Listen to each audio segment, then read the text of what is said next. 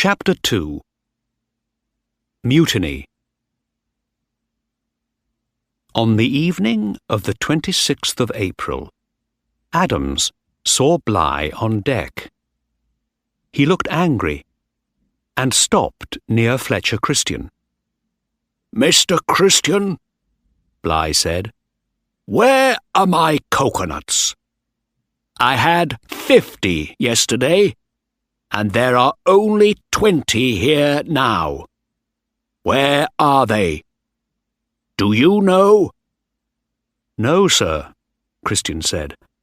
"I don't know. I never saw them. I didn't take them. You know that." Captain Bligh looked at his tall young officer and said nothing. Bligh and Christian were once friends, Adams remembered, but not now. Bligh was often angry. Christian was always worried, afraid. Bligh said, "Mr. Christian, you took my coconuts. I know you did. You're my second officer, but all you officers take my things. God damn you all."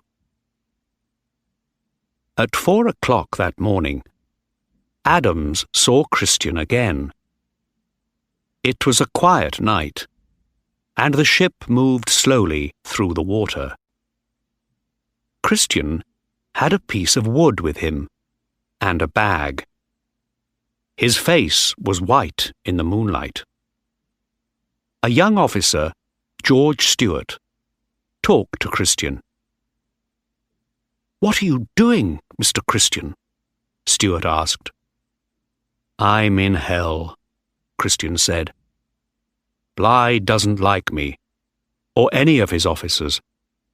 I must leave the ship." "Leave? What are you talking about? How?"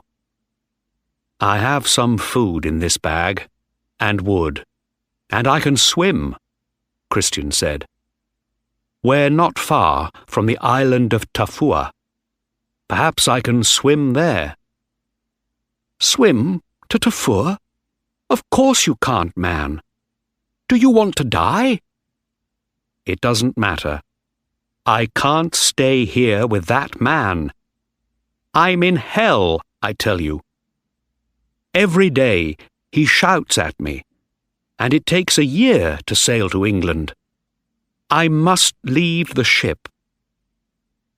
"I understand," Stewart said.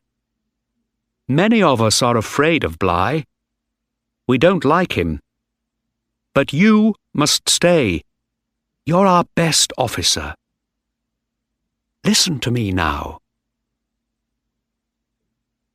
Bligh was in bed when the door opened. Christian came in with 3 sailors. It was still dark. Bligh opened his eyes.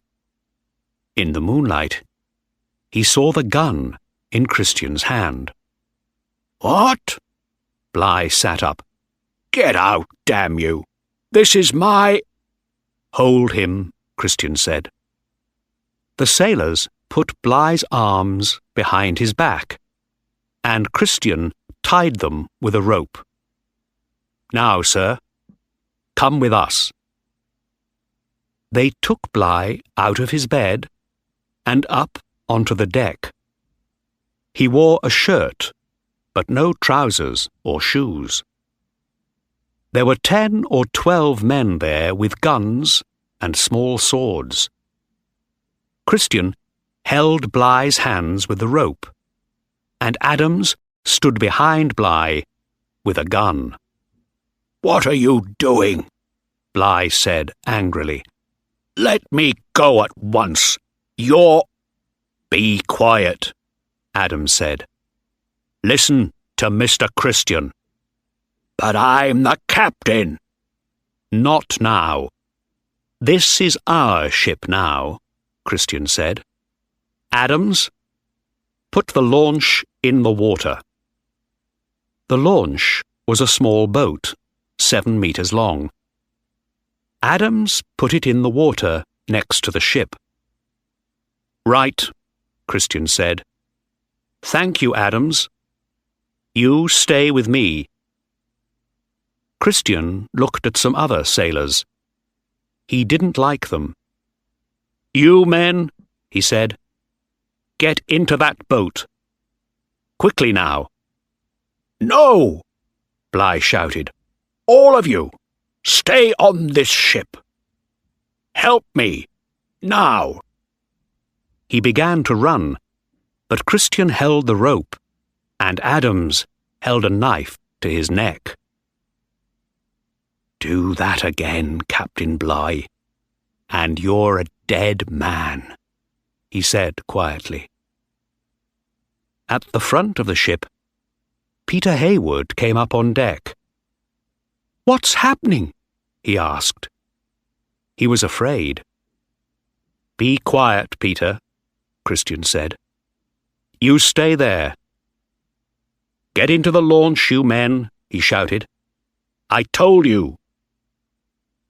Slowly, 18 sailors got into the launch.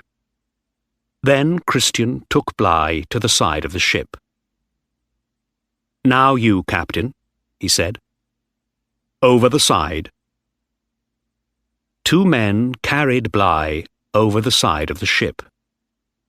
Then the sailors threw some bread into the launch with a barrel of water, a little meat, bottles of rum and wine, some rope and sails, and some of the captain's books. "You see, we aren't going to kill you," Christian said. "You can live on that for a week or 2. "But why are you doing this, Christian?" Bligh shouted angrily. "I'm your captain, and your friend." "No, you're not. Not now," Christian said. "Don't you understand? I'm in hell with you here on this ship." "You're going to be in hell all your life now, Christian, because of this," Bligh said. Bligh sat in the launch with 18 men. Christian and the sailors watched him from the back of the ship. Then they opened a bottle of rum and laughed.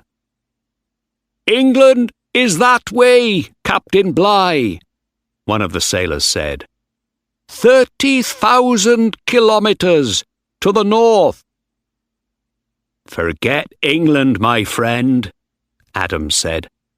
"I'm thinking about Tahiti. We're going to be happy now on Tahiti with Mr. Christian." Christian looked at Adams for a minute, but he didn't smile. His face, in the early morning sun, was white and cold. Then he looked at the launch, far away across the sea, with 19 men in it. Tahiti, England, or the Bounty. "It doesn't matter, John," he said.